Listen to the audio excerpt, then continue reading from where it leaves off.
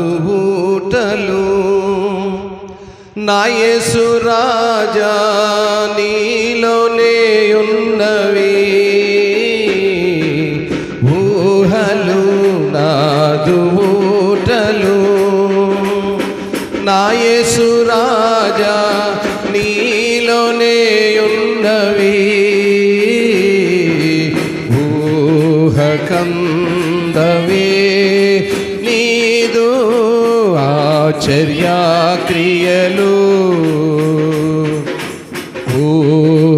ఊహకందవే నీదు ఆశ్చర్య క్రియలు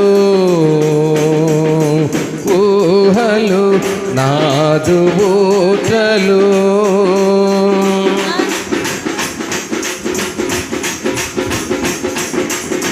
నీదు కుడి చేతిలో నా నిత్యము వెలుగు తారగా నీదు కుడి చేతిలో నా నిత్యము వెలుగు తారగా నిత్య సంకల్పము నాలో నెరవేర్చు సంకల్పము నాలో నెరవేర్చుచున్నావు ఊహలు నాదుబూటలు నా యేసు రాజా నీలోనే ఉన్నవి ఊహకందవే నీదు ఆశ్చర్య క్రియలు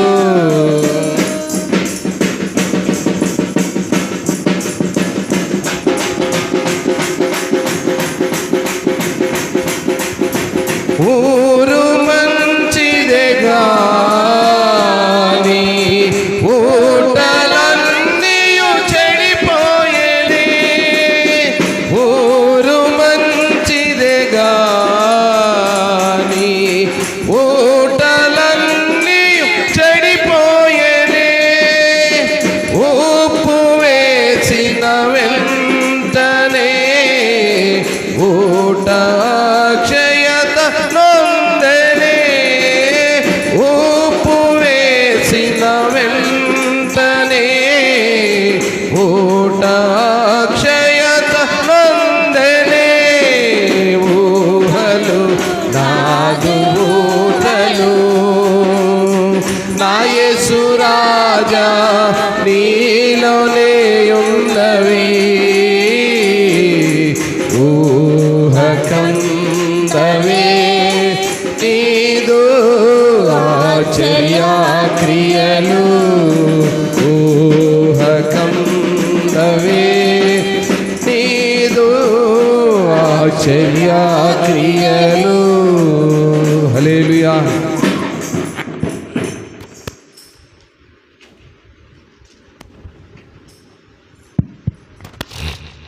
మంచిది. సమయంలో ఈనాటి ఉపవాస పండుగ రాత్రికాలపు కూడికలో మనం చేరున్నాము. కొండ మీద పగటి కాలపు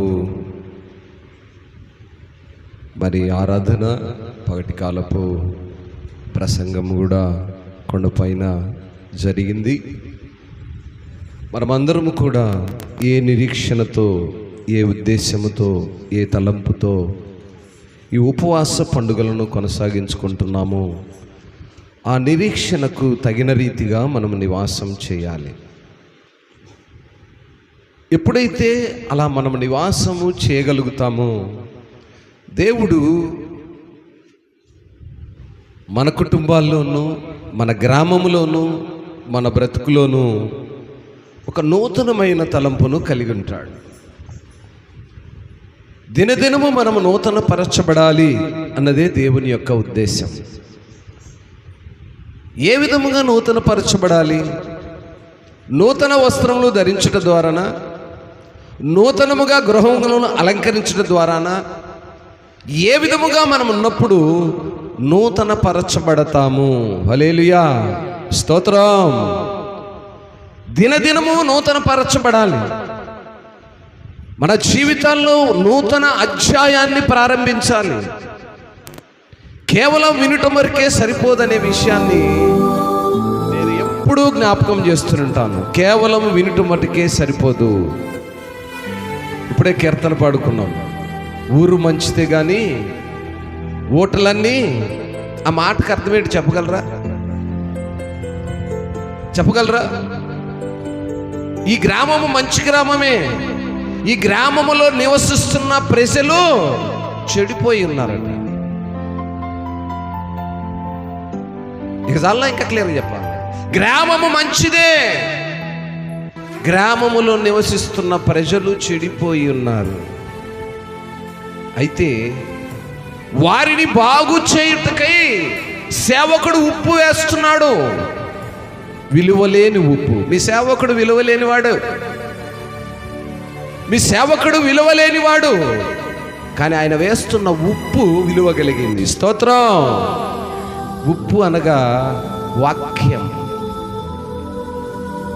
ఆ ఉప్పు అనే వాక్యము చెడిపోయిన పదార్థములను చెడిపోకుండా ఉంచుటకుంచేటువంటి విలువ కలిగిన ఉప్పు.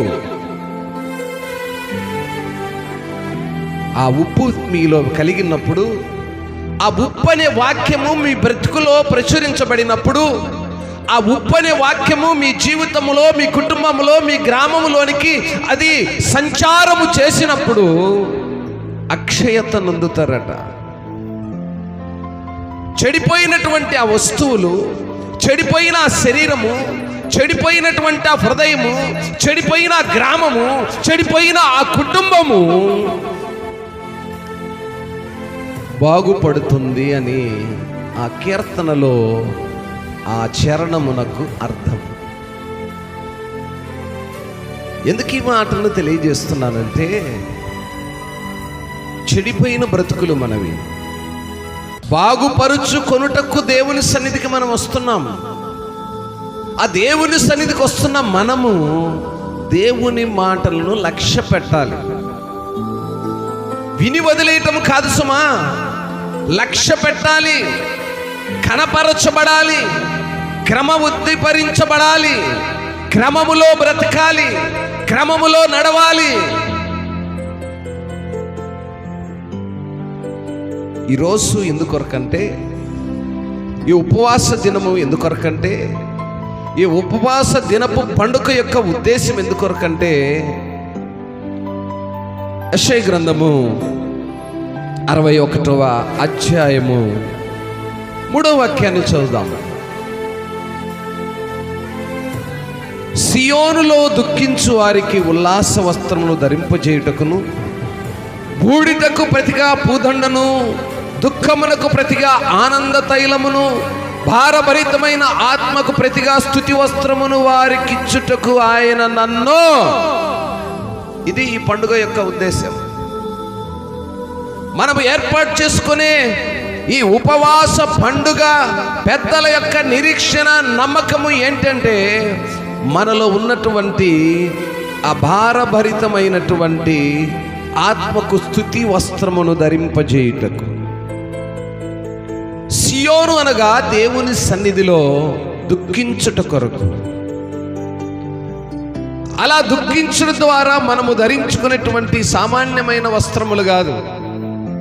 మనం ఉదయం ఒక డ్రెస్సు, సాయంత్రం ఒక డ్రెస్ వేసుకుంటాము, ఆ డ్రెస్సు కాదు. ఉల్లాస వస్త్రములు ఆయన ధరింపజేస్తాడు. అటువంటి ఉన్నతమైన కృపను మనము పొందుకోవడానికి మనము స్తుతి అనే వస్త్రమును ఆయన మనకిస్తూ ఉన్నాడు.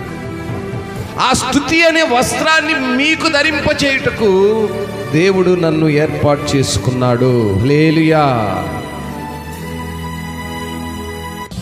మరొక మాటను మనం చూస్తే, ఇర్మియా గ్రంథంలో 3వ అధ్యాయంలో, మీరు సమయం ఉన్నప్పుడు చదువుకున్న వాళ్ళు మీకు తెలిస్తే నాకు తెలియజేయండి, లేకపోతే నేను తర్వాత దాని వివరణ చెప్తాను. 3వ అధ్యాయము మొదటి నుంచి మీరు దాదాపు ఆ ముగింపు వరకు చదివితే అనేక లోతైన సంగతులు ఉంటాయి. తర్వాత నేను దాని గురించి మాట్లాడతాను. ప్రస్తుతము 3వ అధ్యాయములో ఇక్కడ ఇశ్రాయేలీయులు ఆషూరు చెరలో ఉన్నప్పుడు దేవుడు ఆ చెర నుంచి విడిపించి ఇశ్రాయేలు ప్రజలను కాపాడడానికి సేవకుని ఏర్పాటు చేసుకుంటాడు. వారిని గురించి ఇక్కడ మనము 13వ వాక్యాన్ని చూసినప్పుడు, నీ దేవుడైన యెహోవా మీద తిరుగుబాటు చేయొచ్చు, నా మాటను అంగీకరింపక ప్రతి పచ్చని చెట్టు క్రింద అన్యులతో కలుసుకొనుటకు నీవు ఇటు అటు పోయిన నీ దోషము ఒప్పుకొనుము. చాలమా ప్రియులారి, మాట అర్థమైందో లేదో కానీ చాలా క్లియర్గా ఉన్నదనే మాట సత్యము కనపడుతుంది. ఇక్కడ దేవుని మీద తిరుగుబాటు చేస్తూ ఆయన మాటను అంగీకరింపక చెట్ల కింద చామల కింద అటు ఇటు తిరుగుతూ దేవునికి కోపాన్ని తెప్పిస్తున్నావు అనే విషయాన్ని నువ్వు ఎరుగున్నావా?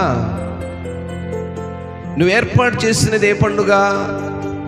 ఉపవాస పండుగ, అనగా దేవునికి దగ్గరగా ఉండే పండుగ. ఉపవాసం అంటే దేవునికి దగ్గర ఉండటము. ఈ పండుగ ఏంటంటే గ్రామములున్న ప్రతి కుటుంబంలో ఉన్న పెద్దలు, చిన్నలు, యవనులు, స్త్రీలు, వృద్ధులు, వివాహితులు, వివాహమైనటువంటి నూతన వధువరులతో సహా. మధ్యాహ్న కాలం ఆ మాటలు మనం ధ్యానం చేశాం. యోవేలు భక్తుడు ఆ మాటలు పలికాడు. అందరూ చేరి ఆయనకు దగ్గరగా ఉండి ఆయన దగ్గర నుంచి మనము స్తుతి వస్త్రమును ధరించుకొని బయటికి వెళ్ళాలి. మనం ధరించుకొని వచ్చిన వస్త్రాలు కాదు, ఆయన మనకు స్తుతి వస్త్రమును ధరింపజేసి ఇక్కడి నుంచి పంపిస్తానంటున్నాడు బయటికి. అటువంటి భక్తి జీవితంతో మనం ఉపవాస పండుగలు చేయాలి. పేరుకు కాదు, క్రమం కోసం కాదు, ఆచారము కోసం, అంతకన్నా కానే కాదు. భక్తి జీవితాన్ని కనపరచాలి. స్తుతి వస్త్రమును ధరించుకొని బయటికి వెళ్ళాలి. ఆయన నీకు స్తుతి వస్త్రమును, ఉల్లాస వస్త్రమును, నీ భారభరితమైన బ్రతుకును, నీ భారభరితమైన జీవితాన్ని సరి చేసి పంపిస్తానంటున్నాడు. అది ఉపవాస పండుగ. అందుకే అక్కడ ఇశ్రాయేలు దేవునిపై తిరుగుబాటు చేసి ఆయన మాటను వినక వారు ఏం చేస్తున్నాడట? ప్రతి చెట్టు కిందను, ప్రతి చామల కిందను అన్యులతో కలిసి సహవాసం చేస్తూ, టైం పాస్ చేస్తూ, వృధా మాటల చేత పండుగలు చేసేవారట. వీరు ఎక్కడున్నారు అప్పుడు? అష్షూరు చెరలో ఉన్నారు. చెరలో ఉన్న ఇశ్రాయేలు కొరకు దేవుడు వాళ్ళని ఏమని పిలిచాడు తెలుసా? అలా చెట్లు చామల కింద తిరుగుతూ దేవుని సన్నిధికి రాకుండా, దేవుని మాటలు ఆలకించకుండా పండుగలు చేసేవాళ్ళను చూడండి. 14 మాటలు ఏమని పిలుస్తున్నాడు? భ్రష్టులకు పిల్లలారా తిరిగి రండి, నేను మీ యజమానుడను, ఇదే యెహోవా వాక్కు. ఒకానొక పట్టణములోని ఒకరిగాను, ఒకానొక కుటుంబములోని ఇద్దరిని గాను మిమ్మల్ని తీసుకొని సియోనుకు రప్పించెదను. ఏమండి, ఆర్డినరీగా ఉండకూడదు పండుగలు. మనల్ని పిలుస్తున్నాడు, భ్రష్టులకు పిల్లలారా. మనం ఇష్టానుసారంగా ఉంటే సరిపోదు. దేవుని మాటలకు లోబడే వారముగా, దేవుని చిత్తాన్ని ఎరిగే వారముగా, లోకంలో ఉన్న వాటన్నిటి కంటే విలువైన సమయమును దేవుని సన్నిధికి, దేవుని మాటలకు, దేవుని యొక్క కట్టడలకు, దేవుని ఆజ్ఞలకు లోబడే పిల్లలుగా మనం ఉండాలని పిలుస్తూ ఉన్నాడు. ఎంతకాలం ఆర్డినరీ పండుగలు చేసుకుంటా? ఎంతకాలం కొండ మీద కొబ్బరికాయ కొట్టుకొని తిని వద్దామో? బ్రతుకులు మారాలి, బ్రతుకులు మారాలి. కాలం విలువ, సమయం విలువ, దేవుని విలువను గ్రహించాలి. నామమాత్రపు క్రైస్తవుల వలె ఏదో పెట్టుకున్నాము, ఏదో ఉన్నాము, ఏదో తిన్నాము, ఏదో అలా వెళ్ళిపోయిందంటే సరిపోదు. మీకు విషయం చెప్తే గుండెలు బద్దలైపోద్ది. చెప్పమంటారా? అందుకే నేనేమన్నానంటే మీరే చదువుకోండి అన్నాను. 3వ అధ్యాయం. మీరు చదువుకొని దాని సమాధానం నాకు ఎవరైనా చెప్పగలరా? కొన్ని దాని అర్థాలు ఏంటో ఏమైనా చెప్పగలరా? టైం ఇవ్వమంటారా, చెప్పమంటారా? అమ్మా టైం ఇస్తే మీరు చెప్తారా? ఇప్పుడే చెప్పేయమంటారు. 3వ అధ్యాయాన్ని మనం చదివినప్పుడు భయంకరమైన పిలుపుతో మనల్ని పిలుస్తున్నాడు. చూడండి, ఒక మారి చదువు.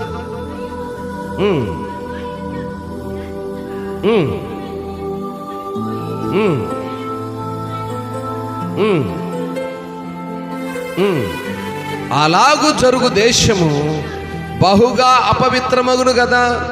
అయినను నీవు అనేకులైన విట్రకాండ్రతో వ్యభిచారము చేసినను నా యొద్దకు తిరిగి రమ్మని యెహోవా సెలవిచ్చుచున్నాడు.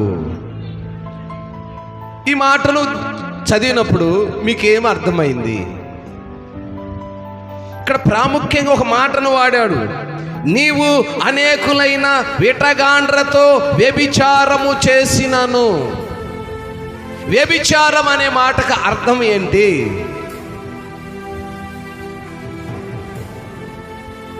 బైబిల్ ఈ మాట ఎందుకు రాశాడు? ఇది పరిశుద్ధ గ్రంథం కదా. చాలామంది పనికి మాలిన వక్తలు, అర్థాలు తెలియని వక్తలు, వక్రీకరించే ప్రజలు ఇలాంటి మాటలు పట్టుకొని మాట్లాడుతుంటారు. భక్తుని యొక్క ఉద్దేశం ఇక్కడ ఏంటంటే, వ్యభిచారం అనే మాటలో ఉన్నటువంటి అంతరార్థం ఏంటంటే, దేవుణ్ణి విడిచి అన్నిలో సహవాసంతో కలిసి విగ్రహారాధనలో ఉంటూ దేవునికి దూరస్తులుగా ఉన్న వారిని వ్యభిచారులు అని పిలుస్తూ, అటువంటి వారిని కూడా నా సన్నిధికి నేను పిలుస్తూ ఉన్నాను. ఇది ఈ మాటకు అర్థం.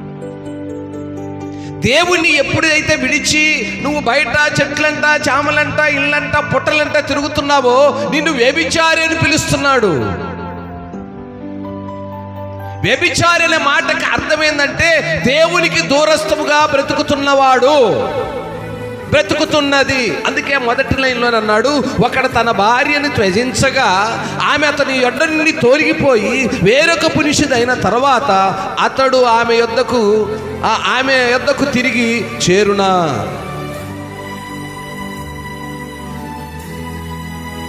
ఆ ఉపమానాన్ని చెప్తూ ఈ మాటను పలుకుతూ ఉన్నాడు. అనగా భార్య భర్తను విడిచి తన ఇష్టానుసారంగా తిరిగినప్పుడు మరలగా ఆ భర్త ఆ భార్యను చేర్చుకుంటాడా?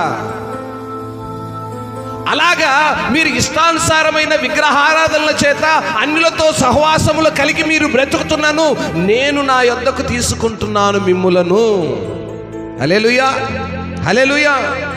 ఇంత లోతైన మర్మం కలిగి ఉంది ఆ మాటలో. ఎరుగని ప్రజలు ఏం చేస్తారంటే ఈ వ్యభిచారం అనే పదాన్ని పెద్ద పిక్చర్ చేసి దీంట్లో ఈ మాట ఉందేంది అర్థం తెలియక దేవునికి దూరస్తుడుగా ఉంటే, దేవుని ఆజ్ఞలను కట్టడలను నువ్వు గైకొనకపోతే నువ్వు వ్యభిచారివి. ఆత్మానుసారమైన వ్యభిచారి, ఆత్మకు లోబడిన వ్యభిచారి, ఆత్మలో దేవుని మాటను లక్ష్య పెట్టని వ్యభిచారం అని వాక్యం సెలవు. ఆ అధ్యాయం అంతా మీరు చదువుకుంటూ వస్తే అదే సందర్భాన్ని తెలియజేస్తుంటది. ఎంతో లోపల గుండెలో పిన్నుసులతో గుచ్చినంత బాధగా ఉంటుంది ఆ అధ్యాయం మీరు చదివితే. గుచ్చుకుంటాయి గుండె లోపల. అర్థం తెలిస్తే, అర్థం తెలియకపోతే మనకే ఉండదులే, మన జోలు రాదు. అది తెలిసిన వాళ్ళకు గుచ్చుకుంటుంది. కనుక ప్రియులారా, భ్రష్టులకు పిల్లలారా తిరిగి రండి. వ్యభిచార సంబంధమైన కార్యాలు మీలో ఉన్నను నా యొద్దకు రండి. మీలో ఎటువంటి కార్యాలు ఉన్నా నేను ఆహ్వానిస్తున్నాను. అందుకని 15వ వాక్యములు అంటాడు, నాకిష్టమైన కాపర్లను మీకు నియమింతును, వారు జ్ఞానముతోనూ వివేకముతోనూ మిమ్ము నేలుదురు. స్తోత్రం, హల్లెలూయా. నేను జ్ఞానము లేనివాడను, వివేకము లేనివాడను. దేవుడు తన జ్ఞానము చేత సమయోచితమైన జ్ఞానమును దయచేసి ఆత్మలో ఆ యొక్క రోషమును కలిగించి నీతో మనతో మాట్లాడుతున్నాడు. స్తోత్రం. రోషము కలిగినటువంటి జ్ఞానమును దేవుడే దయచేస్తున్నాడు. ఒక మనిషిగా నాలైతే రోషం లేదు, కానీ దేవుడు నాకు ఇచ్చిన ఆత్మ నడిపింపులో కలిగిన రోషము కలిగిన క్రైస్తవులుగా, రోషము కలిగిన సంఘముగా, రోషము కలిగినటువంటి విశ్వాసిగా నీవు బ్రతకాలి. ఏదో అన్నిలో వలె తాత్కాలికంగా ఏదో తింటున్నాము, తిరుగుతున్నాము, వింటున్నాము, బ్రతుకుతున్నాము, చస్తున్నామంటే ప్రయోజనం లేదు. నా ప్రియ దేవుని సంఘం,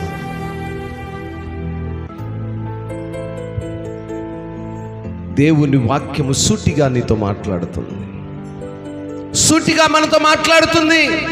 ఈ హెచ్చరికను నువ్వు గమనించు. ఈ హెచ్చరిక లోనున్న మర్మాన్ని నువ్వు జాగ్రత్తగా నీ యొక్క హృదయములోనికి, నీ కుటుంబంలోనికి, నీ యొక్క సంఘములోనికి ఆహ్వానించు.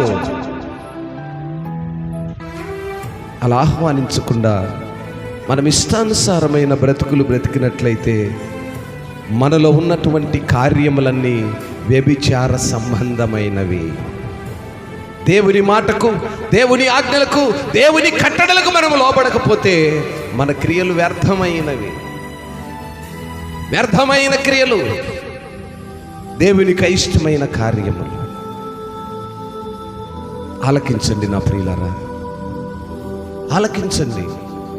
ఇంకొక 2 నిమిషాలు మాట్లాడుకుందామా? అదే అధ్యాయంలో ఇంకొంచెం ముందుకు రండి, 25వ మాటలు చదువుదాం.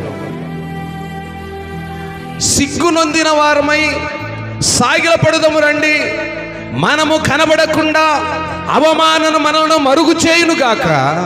మన దేవుడైన యెహోవా మాట వినక మనమును, మన పితరులను, మన బాల్యము నుండి నేటి వరకు మన దేవుడైన యెహోవాకు విరోధముగా. ఇంద్రా నాయన, ఆనాడు మన పితరులు ఏం చేశారో ఈనాడు మనం అదే చేస్తాం. వారు చేసిన కార్యాలే మనలో కనపరచబడుతున్నాయి, మార్పు లేదు. ఆనాడు వాళ్ళకి చెప్పే వాళ్ళు లేకనో జ్ఞానము కదువుగుండి చేశారేమో, ఈరోజు అన్ని సమపాలలో ఉన్నప్పటికీ మనం చేస్తున్నాం. అందుకే భక్తుడు అన్నాడు, సిగ్గునొందిన వారమై సాగిలపడదాం. ఇది ఉపవాస పండుగ. సిగ్గుపడి దేవుని ముందర సాగిలపడేదే ఉపవాస పండుగ. సిగ్గుపడుతూ దేవుని సన్నిధికి రావాలి, విర్రవీగుతలా రావడానికి వీల్లేదు. సిగ్గుపడాలి. అయ్యా, మా పితరుల వలె మా బాల్యము నుండి నేటి వరకు మీకు విరోధముగా పాపము చేసిన వారమై ఉన్నాము. తల వంచుకొని రావాలి మందిరంలోనికి. విర్రవీగుతూ దేవుని మందిరంలోనికి వచ్చే అర్హత నీలో ఉందా?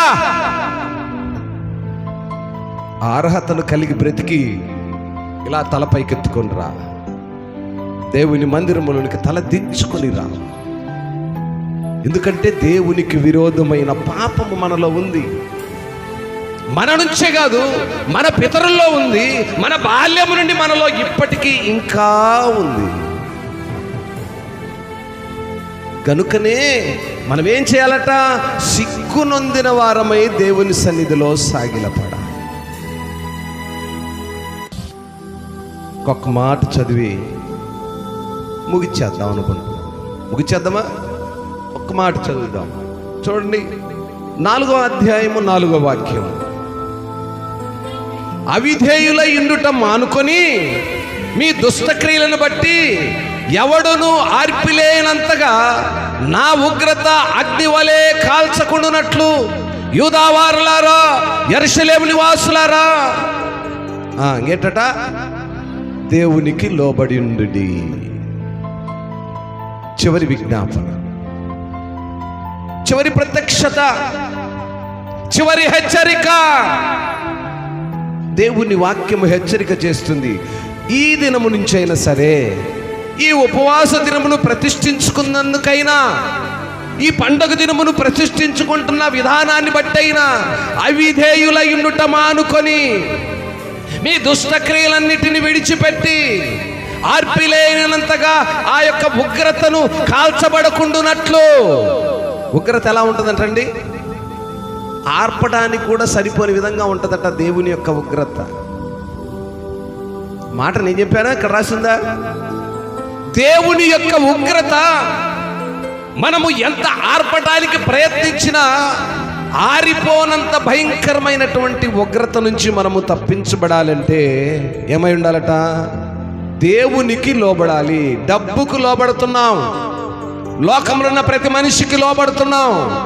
ఇంతలో కనబడి అంతలో మాయమయ్యే భర్తకు, తండ్రికి, అన్నకు, తమ్ముడికి, ఇరుగు పొరుగు వారికి, నువ్వు పని చేస్తున్న యజమానుడికి కూడా నువ్వు భయపడుతున్నావు, కానీ దేవునికి లోబడట్లేదు.